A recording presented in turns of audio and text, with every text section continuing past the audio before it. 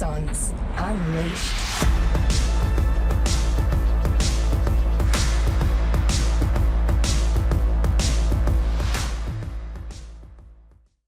G'day ladies and gents, Robbie Turner here. Welcome to another episode of Axons Unleashed. I'm actually sitting solo in the studio today. Well, we're not solo. I've got someone here sitting here with me, but from a presentation/host perspective, I'm on my buddy Pat Malone, but that will not matter one little bit. The guest we've got in here today, Mr. Doug Sheridan, his story is long, it's detailed. He's been serving his nation and his country and his government across various different forms and different roles there for a long, long time. So sit in and listen to this one, ladies and gents. You will not be a waste of your time. Doug Sheridan, welcome to Axons Unleashed, my man.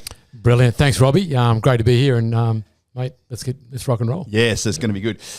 Interestingly, so bottom line up front, I don't remember serving with you side by side per se, but we were in the same command for many, many years. And, you know what it's like when there's 700, 800, 900, mainly guys and a few girls in the command. You don't have to move very far to miss a sliding doors moment where you're not necessarily serving, against side by side with people.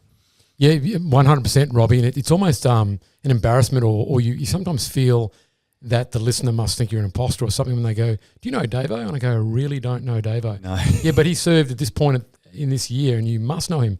No, I don't. Just to reinforce your point. And everyone's got no name tags on. People have got nicknames on. People have got, different levels of mixed dress uniform or whatever else. So it's one of those things, I suppose. I literally spoke to a client last night who's been introduced to us by another mate of mine that I did my selection with. And I'm like, oh, you must know X, Y, and Z. And he's like, no, I don't. I'm like, but you're mutual friends with these people. He goes, I don't know who they are. I went, oh, sorry. And we're just exactly what you and I are talking about now. Mate, so take us back to the start. I'd love to, I know a little bit about your story. Like you and I have caught up. You're here representing Homefront here today. And I'd love to, display how you got to that point, working with such an amazing organisation who are helping me out with my home services. It's a bit of skin in the game there. Brilliant. Shout out to Homefront. But I know you've had a couple of different, jobs in the defence, corporate, veteran sector since you got out. So that's how you and I first met. And it's been really good to catch up with you professionally. And again, just seeing another, veteran in their 50s, trying to find your new sort of, path in life, having served for so many years. You said literally something to me outside just before we came on. You're like, you're learning to be more of yourself in the world. And let me tell you, ladies and gents, when you serve for 20-odd years, plus in some instances, discovering who you are when you're a 35, 40, 50-year-old, having joined so young, is not an easy thing because you've been institutionalised in the military for so long. So you're on a journey, mate. And, don't get me wrong, team, I remain perfectly imperfect, but I know who I am much more now than what I did even a couple of years ago. Would you agree? Mate, I do agree 100%, Robbie. And you bring up, or you touch on an interesting point there is that much of the ADF, or certainly Army, it's a game of suppression of self, of your own personality. It's about conforming, certainly in big Army, conventional Army. So it's in some ways a devolvement or devolving of where you sit in life to come back to the core self, and have a joke and show that inner character that was there, almost the child, for want of a better term, that the child being representing that person you were pre-military. Yeah, and love it. So you and I both joined in the very early 90s, but take us back before that. Where'd you grow up? What was your childhood like? And who inspired you to even, go to Kapuka and bloody get your head shaved? Yeah, interesting, Robbie, notwithstanding the fact that I've got an incredibly rude scone, more than most with a shaved head. So you do have a face for radio, I won't lie to you, but those that are watching here via video, you look great at the moment. Go for it. Yeah, wonderful. Mate, I born in 1970, had a dislocated childhood, I suppose. Spent my primary years predominantly in New South Wales, and then just prior to high school, moved to Queensland. In between that, I spent time in Coffs Harbour, Townsville, Charters Towers. Right, so you've moved around a little bit before even joining. Yeah, something what family dynamics was going on there?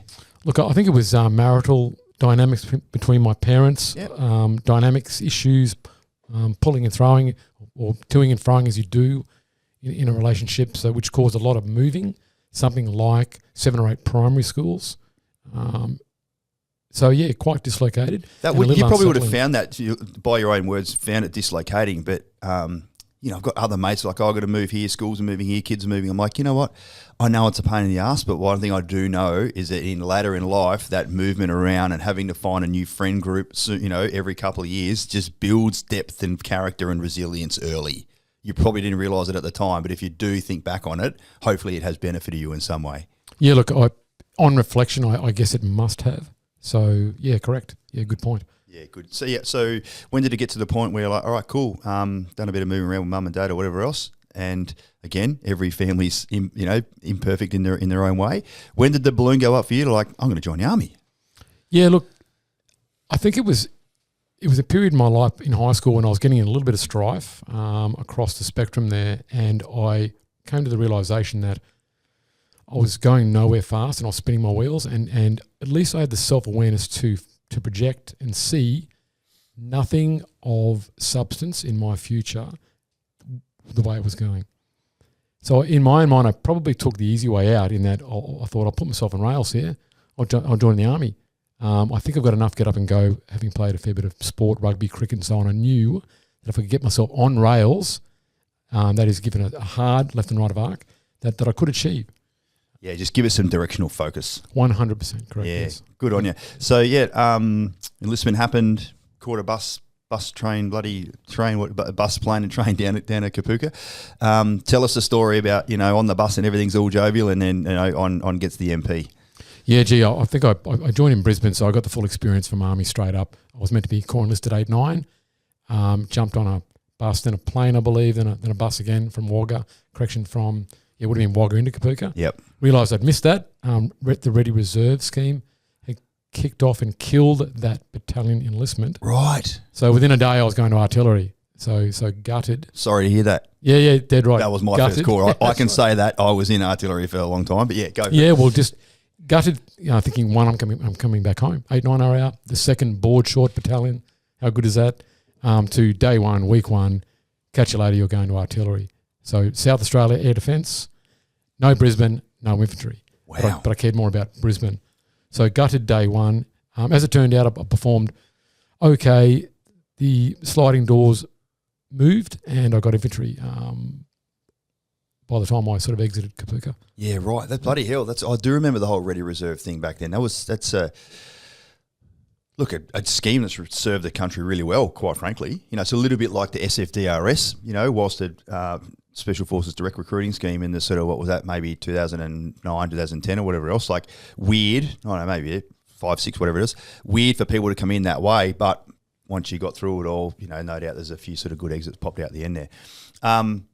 So, yeah, you had a bit of a setback from the start, but, tell us what it was like to actually be in the infantry, because that would have been like your vision of going to the army anyway, right? Yeah, dead right. And you touched on something pre-interview here, Robbie, just Kapooka. It's interesting back in the day, as we talked about, you doing 1 RTB or basic training, 1990, I did 91, Greens, SLR, battle dress was a formal uniform, getting punched in the back of the head on the parade ground because I think I overstepped on the 15 paces and halt, the advance and review order. Yeah. I overstepped. Apparently that's going Juck and mate to the right. So I got punched in the back of the head, and that was accepted. That was normal. No one turned an eye. I thought that was weird at all. Going to School of Infantry, it was tough but fun. Physically tough, but a lot of fun. Yeah, I mean, Singleton Barracks has, deteriorated a lot over the years. As a young artilleryman myself, we used to always go to Singo every couple of months. It felt like to go up there and do live fire shoots, and we'd, even to just go back to the old decrepit old barracks after being out in the field for a couple of weeks to have a hot shower and a hot feed was nice, but it was pretty rough up there. Early 90s Singleton sort of stuff. It's nothing glamorous about that. Well, still Vietnam sort of buildings. Hey, mate, it certainly was. It was raised up on stilts, and there was, from memory, no aircon, no heating, no nothing. That's right. And I think it was 1 or 2 sections to a hut. So Navco hut. Yeah. Obviously communal showers, of course, in separate buildings, and having up, literally like boarding school. You're stuck. There's no boundaries. No. You're surrounded by other human bodies. You've got fucking up half a metre to yourself. You got to keep your shit out of everyone else's way. Otherwise, there's another fucking punch in the head coming your way. It's a very, very man's way to grow up. I'm not being sexist here. In the early 90s, of course, there were no females in any combat corps. So when you're just immersed in that environment, you fucking turned. How old were you when you joined? 20. Okay, so I was only 17. Yep. So, even harder, if I could, put it that way. For As sure. a teenager there, you grow up very, very quickly, and you know the rules of the road, and you catapulted into being a man very soon. But before you're even ready, quite frankly. And I was a fucking dickhead back then.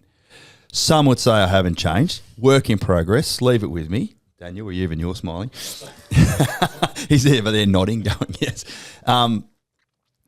Did you have any 17-year-olds with you then? And if it's 17 to 20 is a big jump. It's only 3 years, but your maturity levels are like way different. Massive. Can you remember that? Yeah, well, one step back, I joined Chocos 16 years, 9 months with parents' permission. So I was infantry there, but of course not regular. Yep. I joined the regular army at 20. But touching on your point, it was I remember thinking it was quite odd that I had a section commander and or a platoon sergeant that said at the time, Doug, you're one of the more mature people in the section. I'm thinking, give me a break, man. I'm 20 years old. Yeah.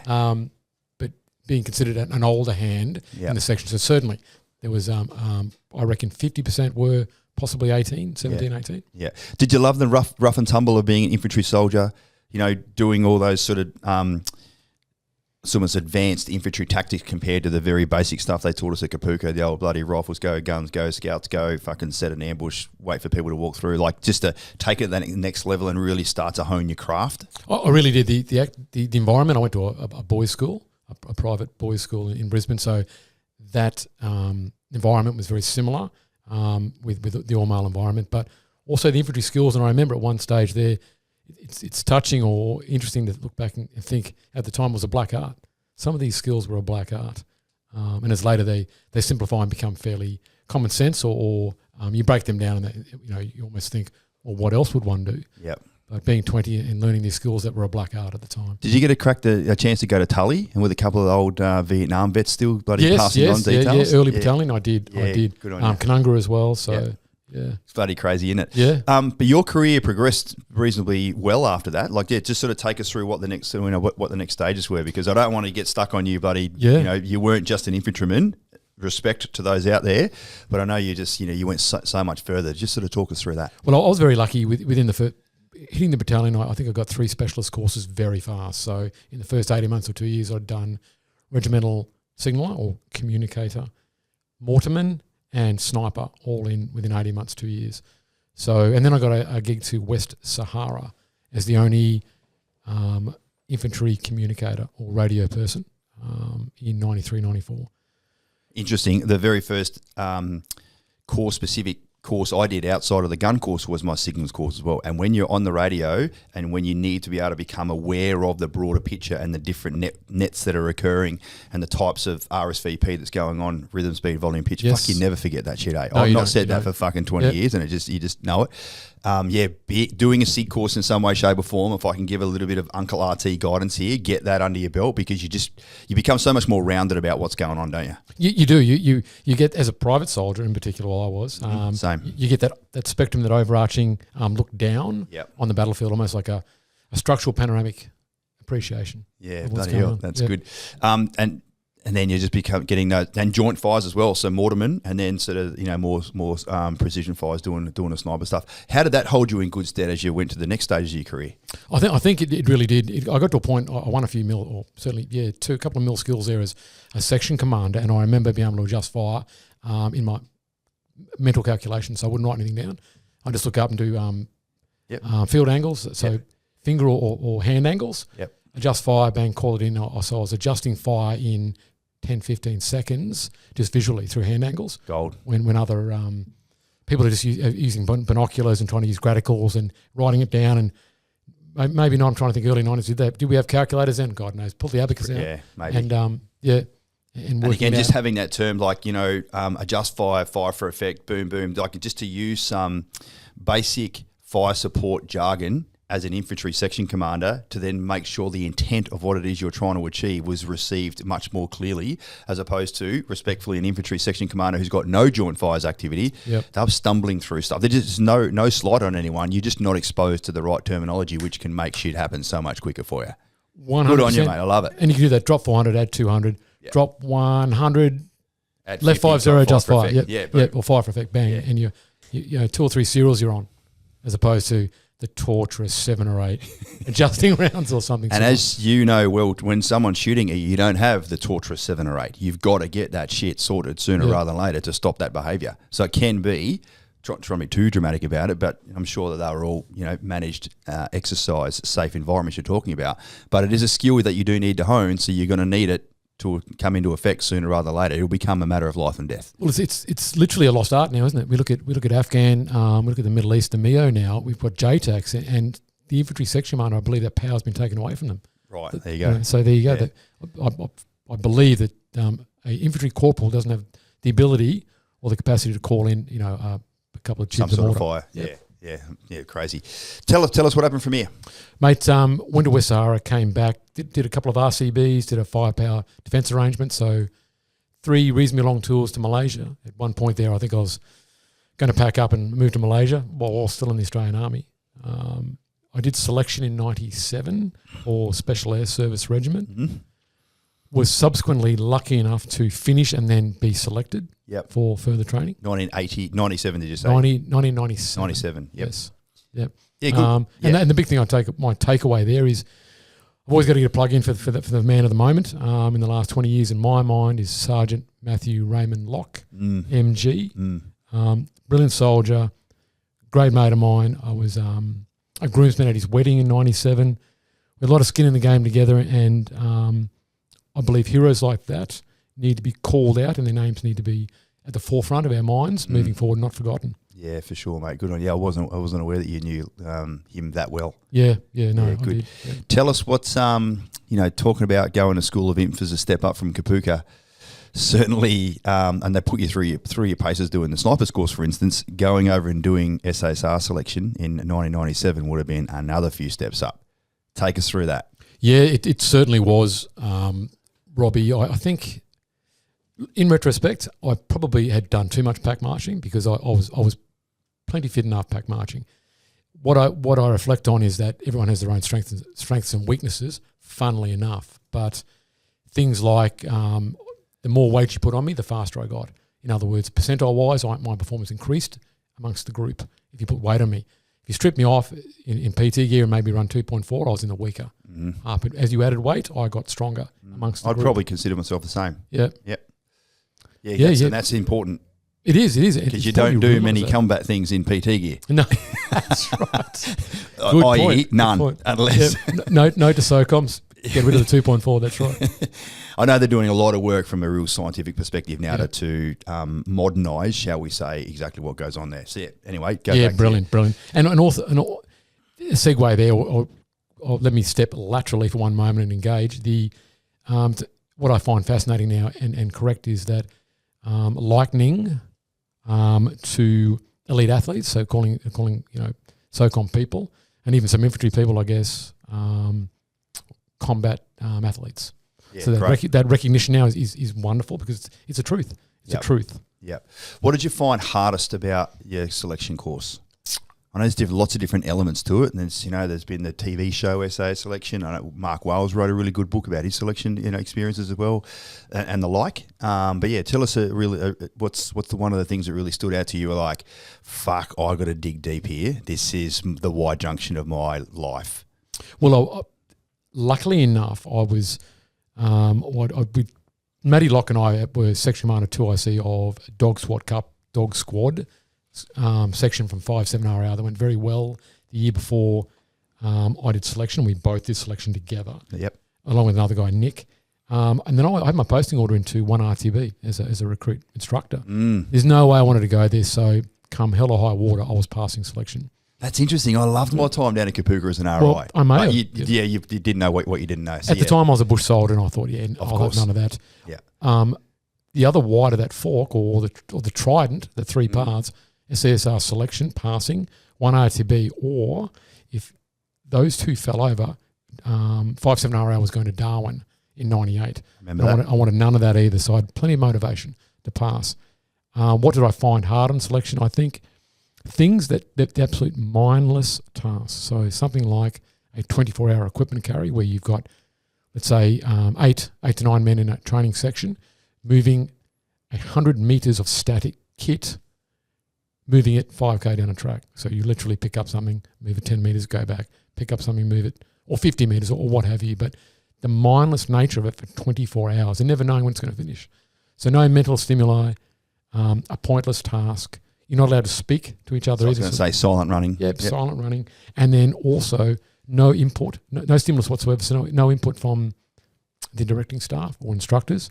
So no, just neutral looks, nothing negative, positive, indifferent, and no speech apart from monologue, dialogue, Direction. instructions, and nothing. So you had no stimulus whatsoever from any direction. It's really weird you say that because people have asked me the same thing. I'm like, yeah, we did a stores carry and there was a unimog at the top of the hill, and when they're like, if you get the stores up there, the unimog, it's it's going to take you to the next sort of stage, and we just focused on the unimog that was there, and sure enough, we got about five meters before the unimog. It started up and drove off. It was fucking demoralising to do all that stuff, and I'm not comparing apples and apples here, but something similar. And then the end goal just disappeared from you right there by design, of course, to test resilience and test commitment and test resolve. It was really fucked. It's just interesting that my toughest moment is similar to what you're explaining. Yeah, dead right. And let's face it, that's not a coincidence. It's done by design. Of course. That's right. Yeah. So those going over to do a SAS or commando selection, well, it's a joint selection now, there's probably going to be something like that. Yeah, dead right. Get used okay. to mindless tasks. Right. What was your most enjoyable part of it, though? Look, would you believe it was Happy Wanderer because I had everyone out of my hair. Yep. I was 4 or 5 days alone, me, my pack and rifle, and just walk and just navigate. I love navigating. I was reasonably good at it. I used to look at it as a challenge, and I compete with myself, almost like I'll beat my PB now. I know that medium level terrain, undulating medium dense terrain. I can go at 3 to 4 kilometres an hour. Non-tactical. I reckon I can hook this and do 4.5. So I'm going 10K. I reckon I can do this 9K in 2 hours. So trying to beat PBs in that 2-8, a mindless, 4 or 5 days alone. Back in the day, I don't know if you remember with the ANPRC 77 set. The L77. ABC, you could crank ABC Yep. on top of your radio. Not that one would listen to ABC nowadays as a military person. But Shout out to ABC, yeah. We don't use that very often. But also in my mind, I thought, what am I going to do here? So everyone has their own method. So I thought, I'm going to remember every single 80s song I can ever think of, and I'm going to sing the lyrics of it. Yeah. And funnily enough, rightly or wrongly, I didn't run out of many songs. I didn't run out of bloody a library. Yeah, good. I was just thinking then that the application of craft and navigation from a sniper's perspective and a joint fire's perspective to really bring to life the terrain that you're about to either shoot over or traverse through would have also helped you sort of, if you can go a slightly shorter way or a slightly easier way to get there a little bit sooner and, have a little bit more rest or whatever would have also helped you. 100%. It's two main skills, isn't it, there? It's map reading, so the ability to read the map, and then there's looking at the ground and the ability to almost remove the foliage and scrub and just see the lay of the land, so see the contours in real life. Yeah. Strip the foliage away and navigate by contours, not by, dare I say, artificial features or even foliage. Yeah. I bet you had no idea that the sniper training you were doing and joint fires training was going to come and, give you a little burst of energy from a knowledge perspective back then.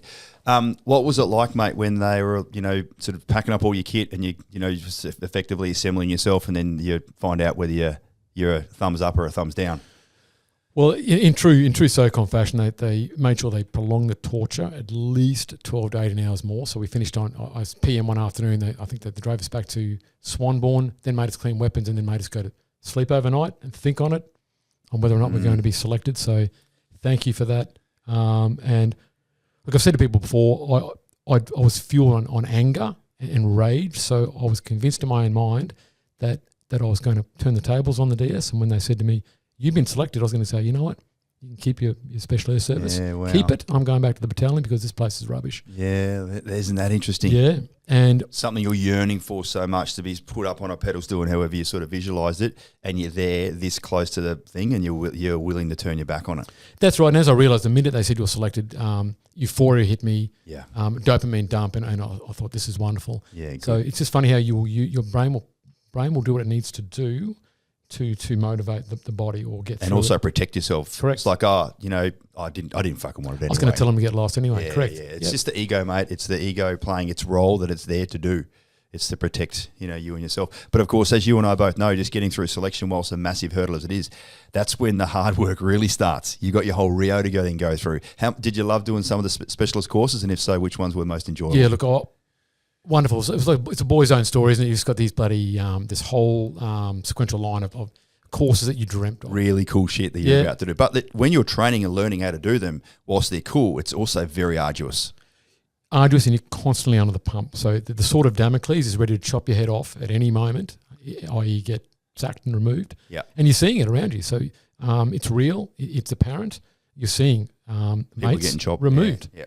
After you sent back to the East Coast or wherever. Yeah, so if you're unsafe or not up to scratch or don't want to jump or can't fucking swim, or like whatever it is, there's just so many different elements to the broader environments that you need to be sort of well rounded. And of course, in that environment, there is motivation, there is there is a bit of yelling and screaming going on. Very different than selection, hey. So even then, being in that high stress environment, it's just something else that you need to be able to take in. But it all goes into the uncertain world that you're about to step into anyway. Yeah, dead right. I remember knowing early doors and knowing that this is a different life is being a Rio. We had a gap between one course really early doors, and a guy called Peter, a legend of the regiment, did the camel race back in the 80s and went really well.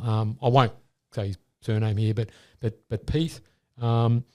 We had a day and he goes, "Come on, fellas, come down. We're going to do some roping down the back of the village." And I thought, no worries. Never roped ever at this point. So we've done a 4-story forward exit. So he's gone, mate, just hit up. I've gone, just pay some line out. What you do is just run, do a Superman jump, spin around and then break. Okay, sounds pretty easy. If I just break it forward down. abseiling for the first time is Forward not exit. fun. Forward exit. Then gave myself air. Yeah. Fell 2 stories and then roped and then broke and came in under a balcony. And luckily I didn't knock my teeth out on that balcony. But I thought, wow, I can't believe I've done that from no experience whatsoever to a fairly advanced move. Yeah. What did it feel like when your Rio was finished and you were a fully qualified, trooper, and you got your beret? You were, touching mine before and saying how well shaved it is. What was that feeling like? Like, sweet, I'm outside of the training. My training is over, and I can now do what I'm here for. Relief to me, Robbie, simply because I broke my leg in my reinforcement cycle. Oh shit! On the SF Para. So all the other, most of my peers got the fanfare, the formalised beret presentation. I got thrown mine. Oh shit! Because I finished and qualified. And was it Para the last course? No, I passed. So it was my last jump that I broke my leg on. Yep. So I was put back in the Rio cycle. Was unberated. Had to join a reinforcement cycle coming after me. So that would have been tough. Yeah, it was just it was challenging. Correct. Yeah. Again, mate, it's all little pillars that go into bloody making you who you eventually became. Yeah, good. The para course is fucked, isn't it? Static line has static hair line. on it. Yes. It's but again, rough and tumble of footy and just being physically fit and just following directions, quite frankly, about how to land and roll properly helps for sure. So.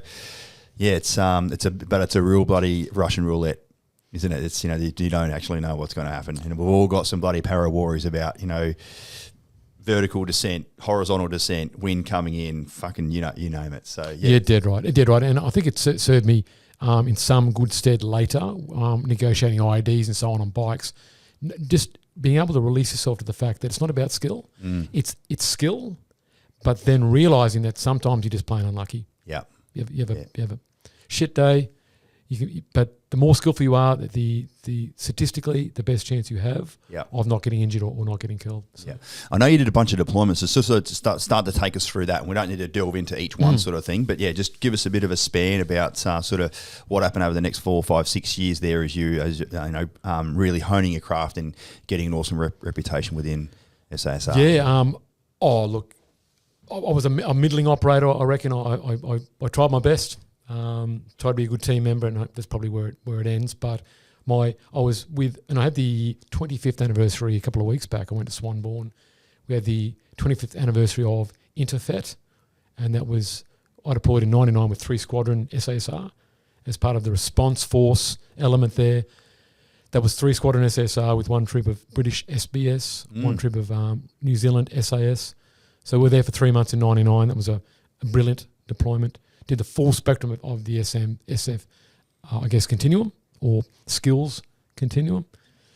Later on, did early doors, one of the very first SF deployments to Solomon Islands in, I'm going to say, early 2001. Well, 2003 was the main gig over there. Yeah, no, we were over there for a little while beforehand. Yep. Yeah, 2001.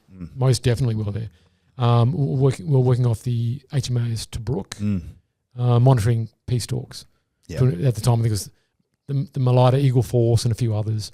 So that was certainly, I think, February, March, April 2001. That would have been good for you to be over there just sort of harvesting and having an understanding of that dynamic environment as it is in those complex countries with lots of different factions and different agendas going through there. So when eventually, I went over there mid-2003. I actually got commissioned from Sergeant to Captain the week before and then deployed straight over to Solomon Islands. So, but by the by, but yeah, well, at least it would have been good for the Australian government to be getting the feeds from our boots on the ground over there for 18 months beforehand. Yeah, definitely. Yeah, good.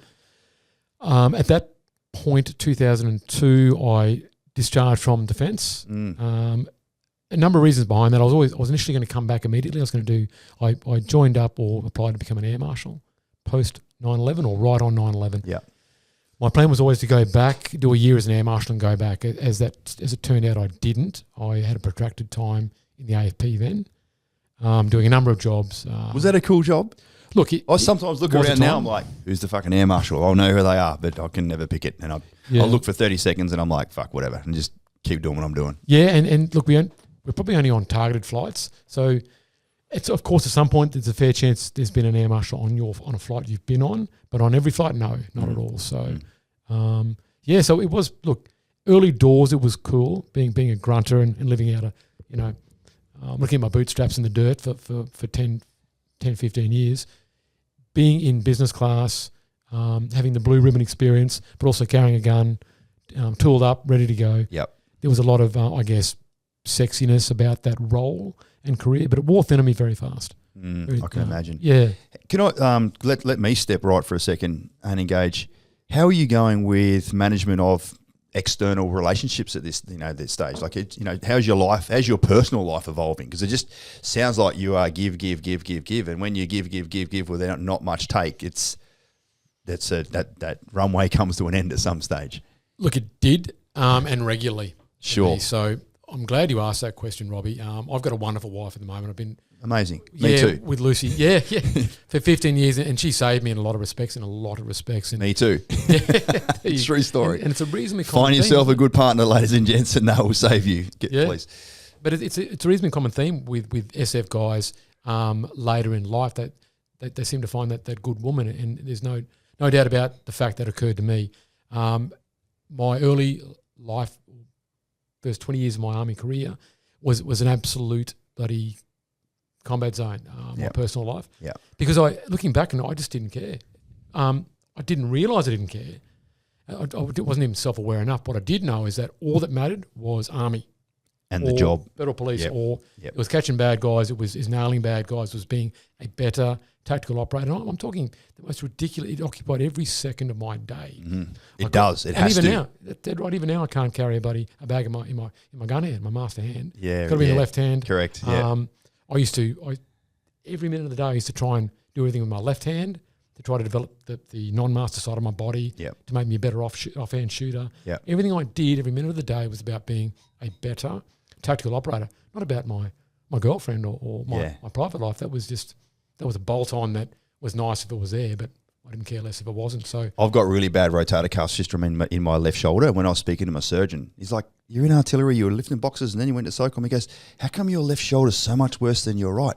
I said, "Because you got to carry stuff in your left shoulder all the time. Like, you very, very rarely you're doing these ones. You just got as much and just that wear and tear over time of it just bloody weighing down just happened to really affect me a lot. So yeah, it's just one of those things. Yeah, very interesting. That's interesting. I'd never considered that, but wow. Yeah. How long did you stay in the AFP then? So this is what I love about your story. Out doing something else, some would say equally sexy, but in a very different environment, and then eventually you came back in again. Just sort of start to build that bridge for us. Yeah, well, I did all up, I did 10 years in the federal police. That's a long time. It is, considering I was only there for a year, and Yeah. it seemed at a lot of times I enjoyed the job, hated the role per se. In that, I did some really cool stuff. I did multiple tours to Solomon Islands, East Timor. So I went back in blue in 2008, 2009 with the whole Renato and Guzmão affair occurred. The attempted assassinations of both, that is, or Renato attempting his silliness with Guzmão and the other leader there. But I did some excellent trips. I did an exchange with the German Federal Police as a federal air marshal, so they're air marshals. Did that in Lübeck, Germany, which is just north of Hamburg. That was brilliant. I did an exchange with hostage rescue team, part of FBI in Fort Dix, New Jersey, and Quantico, Virginia. Geez, that would have been enlightening. Brilliant. Oh, as another whole podcast by itself. Well, the scale at which they do things. Yeah. The scale is incredible. Good on you. Yeah. Wow. And then, as I said, Solomon Islands. I went to Tonga with the civil unrest in 2006. That was at the same time that Kanimbla, the SSR kilos sputtered in off the Kanimbla, unfortunately, off Fiji. Yep. They were in Tonga, but they'd been retasked, so we slipped in and... A couple of people survived that, eh? Yeah, for sure. They did. Yep. They did. And so I guess that was the major bloody highlights of or at least deployment highlights. Yeah. Along with, I guess, multiple domestic drug enforcement operations, outlaw motorcycle gang operations, and so on. Yeah, cool. Yeah, that would have, yes. Just the broadness of your career, like in the military, we get to do heaps of cool stuff, and there's a lot of interagency stuff as well. So going back, did you have when you were you're wearing the blue uniform, but no doubt that you're sort of doing some of the support to wider government or defence? Did you run into a heap of blokes and like, hey, fucking, what are you doing? Interactions from be like, oh, I'm in the blue now, not the green sort of thing. 100%, Robbie, and you're a psychic. Sorry, that was not rehearsed. Just to tie that order, to connect that bridge, when the air marshal gig got a little bit too pedestrian for me, I jumped across and became a tactical police officer, so a special operations police officer, after doing a year on the road in uniform in Canberra.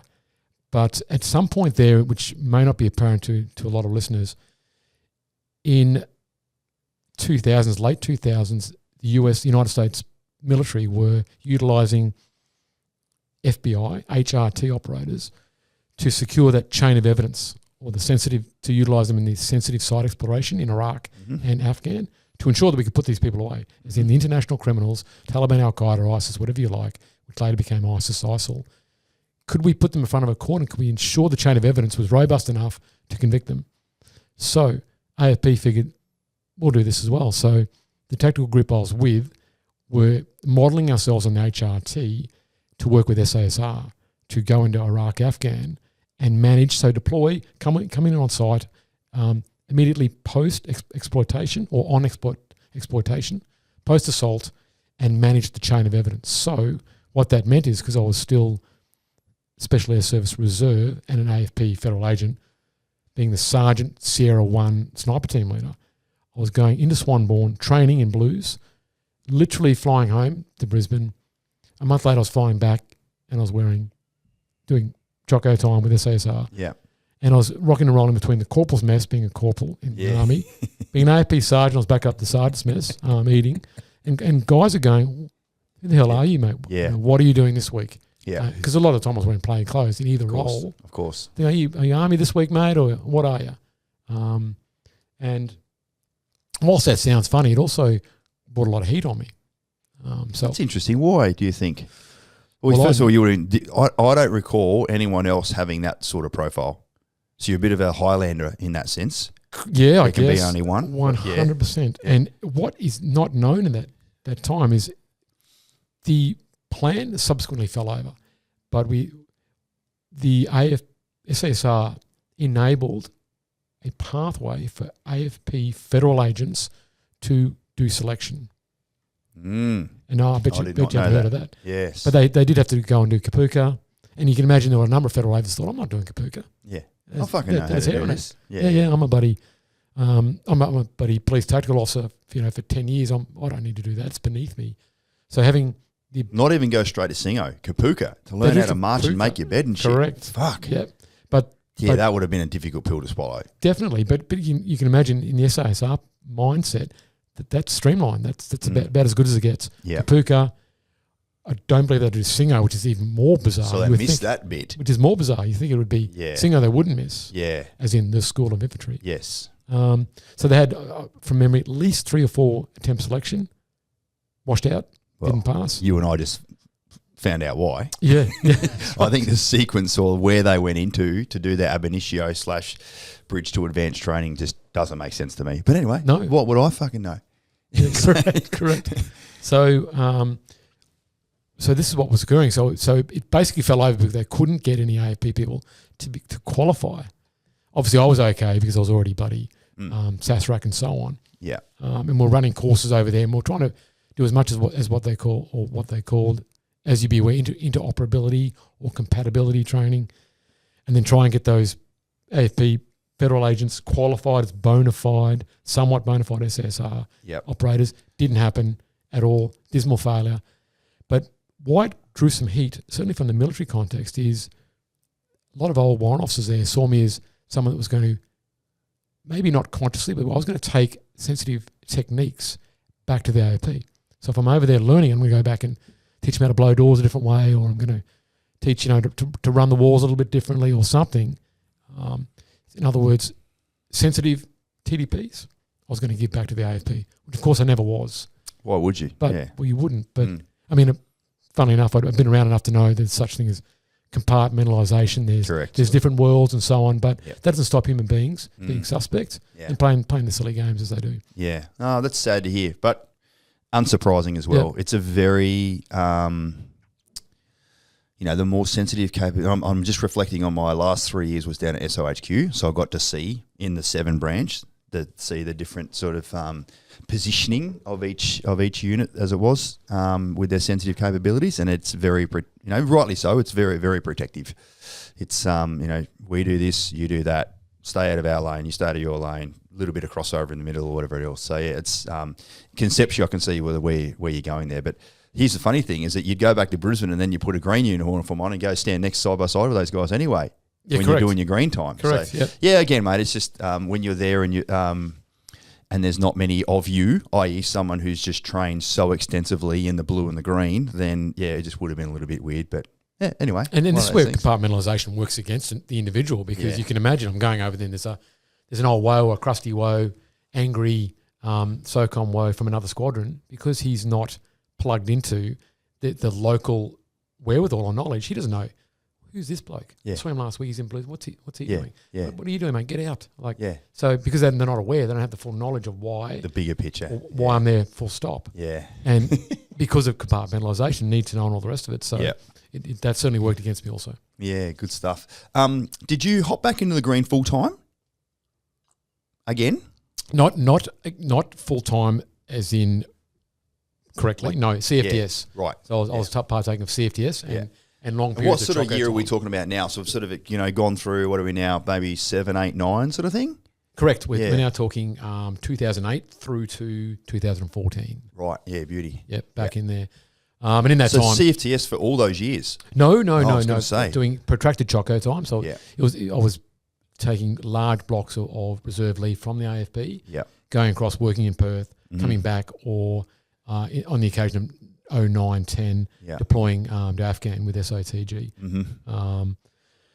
That wore thin on the AFP very fast as well. So they started blocking me administratively. We all know under the Defence Force, Defence Reserves Protection Support Group. Sure. Legally, they're not meant to do that, but there's ways and means. We all know ways and means. So they started blocking that after one rotation of Afghan with SOTG. And they made life very difficult for me.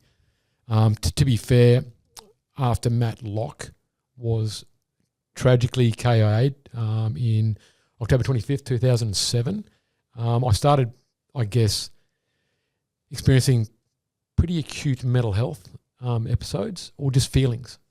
So, were you there then? No, not at all. Yeah, not you at weren't all. on that same rotation. Yeah, and some of that added that fact added to that. I felt like. Can we go through, if you don't mind sharing, the notification? How'd you find out? Sure. And how did you take that? And Yeah. I know you've already said you and Matt were very close, but I can only imagine how that was received. But I, if you don't mind sharing, I'd love to hear it.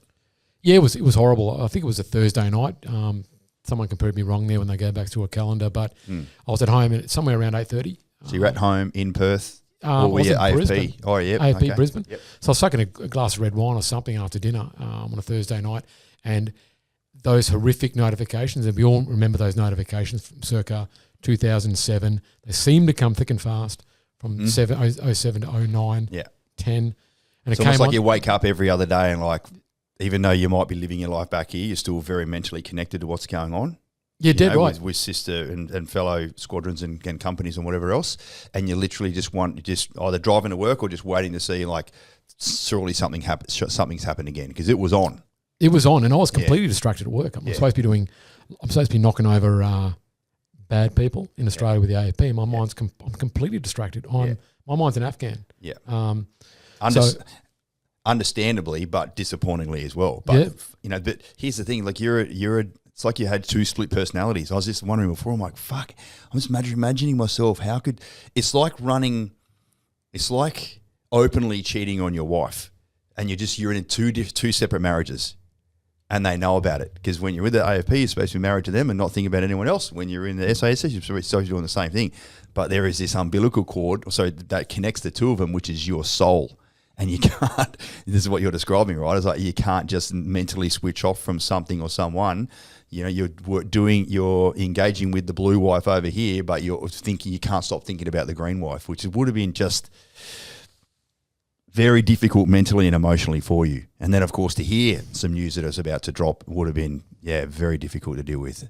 Yeah, dead right. Yeah. Hopefully I've characterised that properly. I'm just trying to rationalise it in my mind. Who are you? Who have you become? Yep. I knew you loved this bloody podcast, ladies and gents. I'm fucking loving it. So please, Doug, continue on. Yeah. What's the word? Is it polygamy where you're allowed to have multiple wives or something? Yes. In whatever religion. Not here in Australia, but yes. No, certainly not. But it was like a professional polygamy, if that's the correct term. So it's like, two wives and they both know about each other and they're both begrudging. Yes. Sometimes nice, mostly begrudging. Yes. Of each other and you. Yes. And you're piggy in the middle. Yeah. By design. By choice. Yeah, woe is me and you've caused it, And I caused it. Yes, the person in the mirror. You try and go and bloody have a whinge to someone and they're like, you're fucking doing it, mate. Yeah. It's your life. Simply leave one or the other. Correct. Yeah, I love it. But go on, mate. Matty Locke, it came through, I think, in those days, I think it was like, stop, news flash, and you get old buddy, God bless him, Angus Houston is coming out of that point and having to make that grievous, solemn statement. And at that point, the name wasn't released, of course, and we know why. You go into complete shutdown or blackout, brownout, with comms-wise in Afghan, whilst they're notifying the family. And they've said a soldier's been hit, been killed in action in Afghanistan. And I'm pretty sure they said it was Special Air Service. And immediately I thought it was another mate of mine. For some reason, I thought it was Clay. And a mate I did selection with us. And I went, that's it, Clay's been knocked over. He's been killed. So I barely slept all night. Pondered that, convinced it was Clay. And then the following morning, I believe in the afternoon, having a sleepless night and I guess a stressful morning, if the words come through that was Matthew Locke. So that was like, no, there's a mistake. Yeah, correct. Disbelief. Yeah, absolute disbelief and very hard to process it. Not knowing how to process it.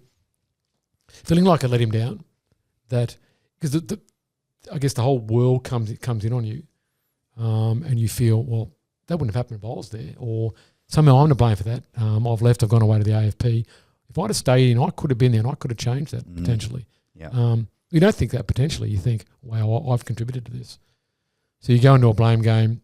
Part of that is guilt. You think, well, he's getting killed in action. The boys are fighting for their lives. I'm here in Australia. I'm sitting on the lounge with a glass of wine. Really? So you start to feel like you're not doing your part. You must feel like someone needs to give you a bloody 3 white feathers from, back in the day. Why aren't you over there? So there's conflicting emotions and none of them pleasant. Yeah.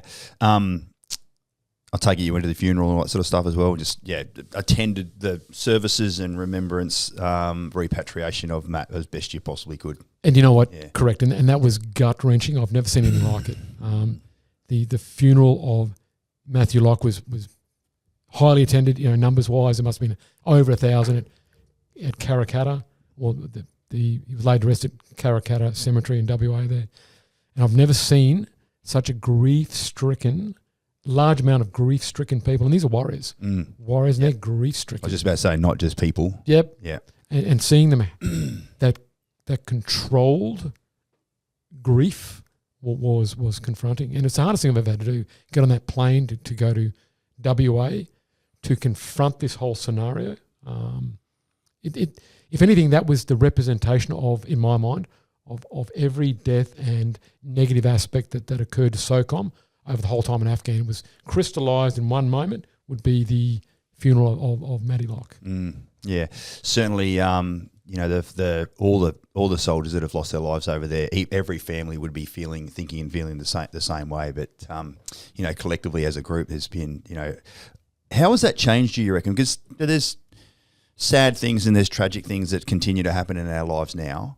And my levels of empathy have been extremely low for a long time, and that's a protection measure. I don't say that proudly, but when there's fucking ramp ceremonies every couple of weeks over there, and you're there as part of the hierarchy that authorised the missions and whatever else, and then you're surrounded by the other guys that were there at the time, and it's when you're just surrounded by such unexpected and unencountered death on a regular basis, it's definitely affects one going forward. How have you sort of reflected on that over the years? Look, it's your armour, isn't it? It's your emotional, it's your mental armour, and we know the mind controls the body, so does the psyche that controls the body. So it's complete protection system is that armour you strap on. So it's funny now. I'm going through a process, ad hoc, informal, but a process, and my wife's leading me through it. Where I'm trying to strip that armour off. And I'm starting to try and feel, because for a long time, Robbie, I felt like every single emotional nerve ending had been burnt off. I literally couldn't feel. Totally get where you're at. Yeah, I'm very much a work in progress in that bit. I was about to use the term softer. I'm more empathetic now than what I used to be by far, but compared to a normal person who hasn't experienced some of the things that you and I have unfortunately been exposed to, I'm fucking way behind. And it affects people around me and those close to me negatively. And it's just something, but the best thing we can do is admit it in the first instance and say that we're trying to work on it. And sometimes you take a step backwards every now and then as well. Something traumatic happens and you just go back into that bloody system and you don't show love and care and empathy and understanding. It's just fucking how it is. We didn't ask for it. It just came our way. There's no excuse either. No, definitely. And what makes it more difficult is one step forward, two steps back, or the fact, and this is true, I firmly believe this, well, it's my truth, that actually makes me weaker.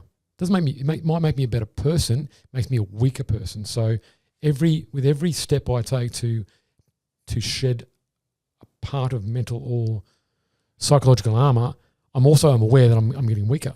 Yeah. I don't mind sharing it. So being vulnerable is the opposite to showing strength, right? And then when you've got some of those things that are occurring in your life, you have very low levels of empathy to wrap that armor around you as you describe it, therefore to be impenetrable or not vulnerable at all.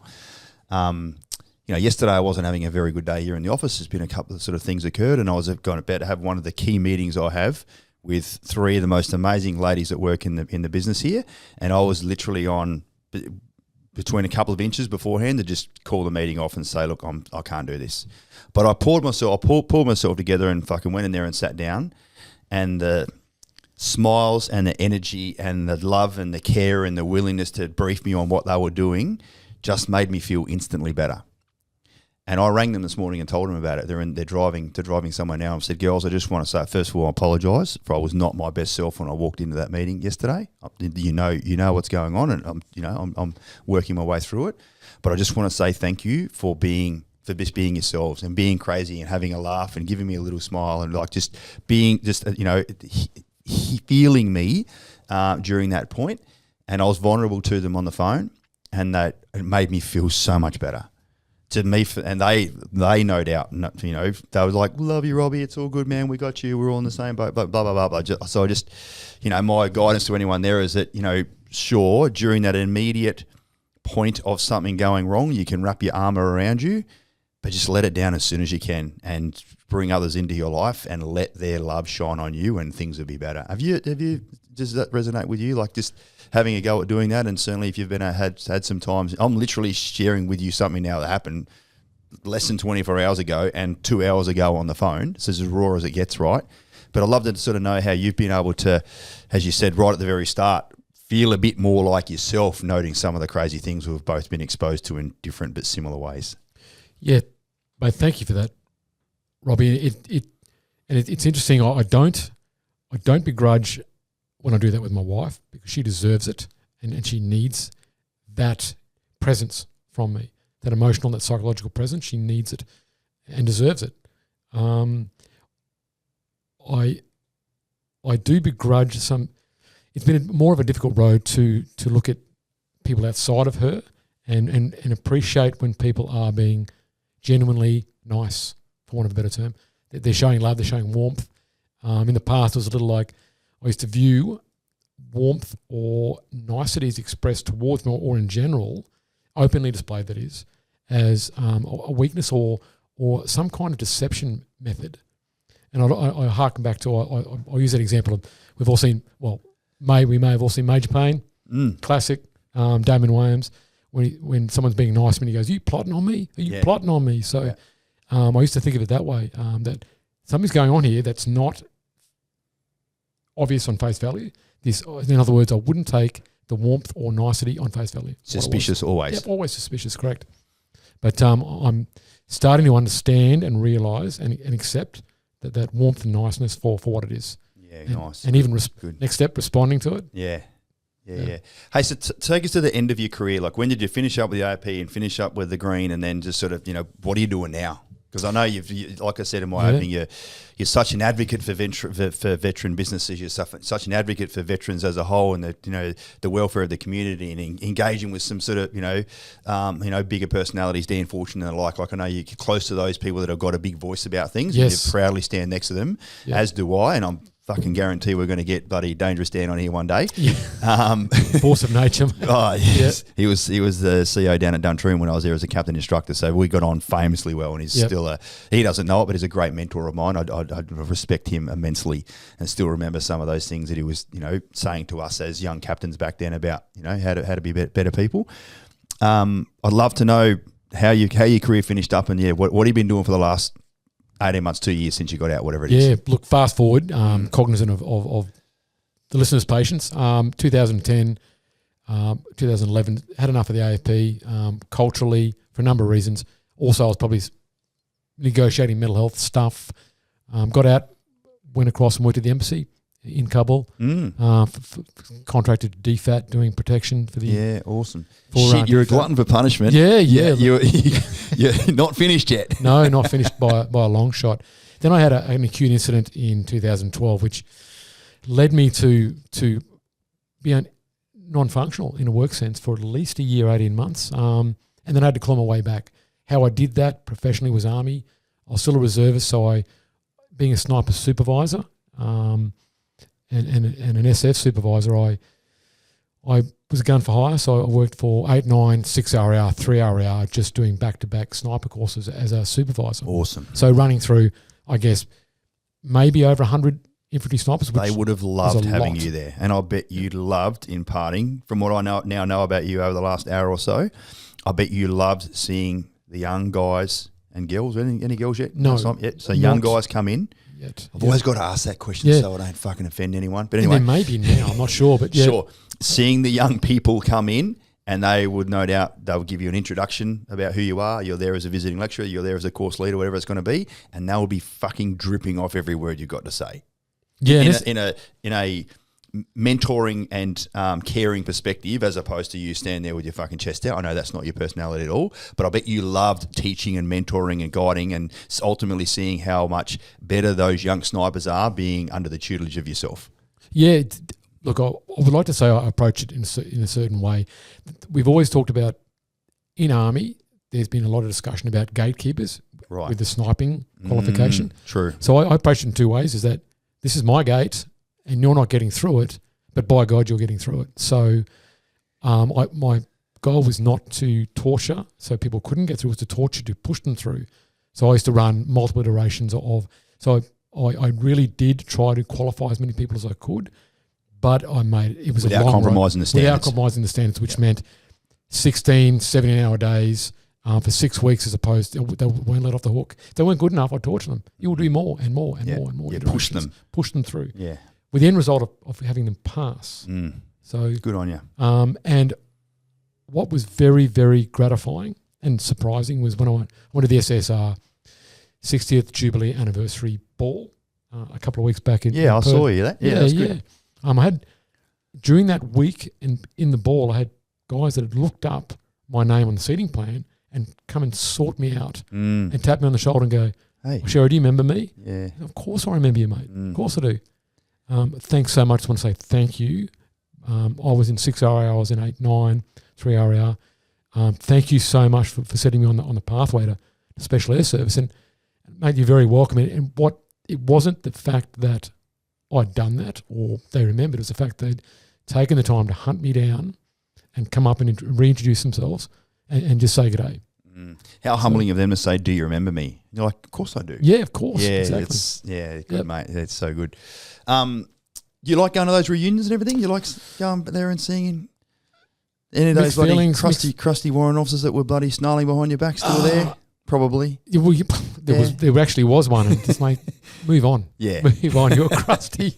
You're crusty, buddy. I have. Yeah. Well, you should. Yeah. You were crusty 15 years ago. You are now still fully encrusted. You're encrusted. That's right. So get a life. Evolve, move on. Multi-skill. And someone famous once said, true measure of success is being successful in at least two different unrelated spheres. In life, or two careers. Yeah. So the end of that career was, well, not the end of that career. Did that sniper supervisor stuff for the battalions for 3 or 4 years. Did workplace assessment and training for a while. Punched across with a wife to live in Scotland for a year. Right. So lived there, worked for cricket. What was the drive for that? Well, went there. It's a fucking random country. Lovely random country. Yeah. My wife was offered a position there. Great. So she came home and said, "Look, would you go?" I said, "Are you kidding me? I've already quit. Yeah. Mentally, I've already quit." So beautiful. So we went across for a year. I played. I lived the dream that I wasn't good enough to accomplish when I was young. I became a semi-professional amateur cricketer. So I played 4 or 5 days a week cricket in Scotland. Managed to fit one of the female domestic first-class sides over there. So I worked for Cricket Scotland. Yeah, good on you. All the while I was still a choco back in SOCOMD, attached to ADF SSO. But came home, COVID brought us home, sick parents, COVID brought us home, and that was a crazy 28 days later moment, trying to escape from the UK in 2020 under COVID lockdowns. Yeah. Came home, Brereton report came out, and I'd been fighting medical discharge for about 5 or 6 years successfully. Try retrospective. Oh no, was it retrospective for you then? So I guess it wasn't if you were doing so many active choco days. No. I was still current. Yeah. Still a current choco. But by 2020-21, when the Brereton report was released, I said, I'm done. I'm not fighting medical discharge any longer. I'm leaving. So I allowed myself. I stopped obstructing the process. They discharged me. I allowed them to discharge me medically, and I was gone due to that whole Brereton report fiasco. From there, I started. I see. Yeah. That's another whole podcast. Yeah, correct. We'll come back and do that another time. Please continue on. This no, is great. not at all. Got involved with a number of ESOs, namely Wandering Warriors. Did my MBA. Yeah, good on you. By way of a scholarship. That's good. Wandering Warriors. Yeah. I didn't do an MBA. I started a business and I fucking did it on the fly. You sound like Dave day. Valentine. That's right. Every day. Yeah, good. Yeah. And more power to you, mate. More power to you. Yeah, I don't need a fucking certificate on the wall to say that I knew how to bloody write a HR plan. Yep. Just live your life and recruit people and go from there and make mistakes and learn from it, etc. Yeah. Look, I couldn't agree more. And my motivation for it was simply to reprogram my mind. So I was never actually going to utilise it. that wasn't. But it's my a great motive. skill to have still. Yeah, well, either way, yep. It was just me going through the process, dealing with civilians of all demographics, all ethnicities, all racial types, religions, and reprogram myself so I wouldn't come out the back end as a. I didn't want to be one of those crusty AJs at the RSL or wherever, spinning boring worries at 75 years old, which no one cares about anymore. It's the only thing you got. Yeah. Is that? Yeah, good on you. So I wanted to just reinvent myself. Yeah, good. I'll never lose that. I'll always have that, but I want to be a different person now. Yeah, good. Tell us about your role here at Homefront. And like, how did you go to Homefront, and like how are you enjoying your role there? Yeah, look, really enjoying it. I've been with Homefront about a year now. I started off as chief of staff. David brought me on. That's all right. Start off as a chief of staff. Not bad. Fucking boom. I'll put that down to the NBA. Yeah. That's right. So did that for a period of time. We restructured. I then became the director of business at Homefront at the start of this year, 2024. Utilised that. Right. So I've been with Homefront about 14, 15 months now. What we have done is we started up a social enterprise division of Homefront called Homefront Projects. So I've moved across to be general manager of that enterprise. What that does, or the mission of that organisation or this organisation, is to close the entitlement gap for veterans receiving or veterans that need household services. So injured, ill, or sick veterans that need help with house cleaning, lawn mowing, pool cleaning, gutter cleaning, window cleaning, so on. DVA can sometimes give an entitlement to veterans for that, like yourself, like myself. Yep. However, in there's also a gap there. There's people that are applying for it but haven't got it yet, that entitlement, and need it, or those that morally probably could do with it, but DVA has deemed them not SOP worthy. You're not broken enough. Not broken enough. Get up and fucking clean your own gutters. Yep, or our paper Solomon, our AI Solomon has decided, has made judgment on you, and you don't get it. Yeah. So what we do, projects, is to provide those services free of charge. Wow, that's good. I did not know that. Yes. Right. And look, it's interesting, Robbie. It's not something that Homefront hasn't done before. This is just making it transparent and in a concrete, transparent fashion. Yep. Rather than doing it off the books, when I say off the books, doing it gratis. We're a for-profit company, but we'll look after you. We're now doing it under our social enterprise arm, so it's transparent and rightly so we can say to people, this is what we do for veterans. So that's where we're at. Wow, Daniel, can you please make sure, grab the details from Doug here and make sure that it's included in the description. Yeah, that's fantastic. I'm just seeing it myself. There's a couple of services there that I just didn't use the DVA for, but now that I've been in my home for about a year or so, I'm like, why am I still doing this? I probably should re-look at that.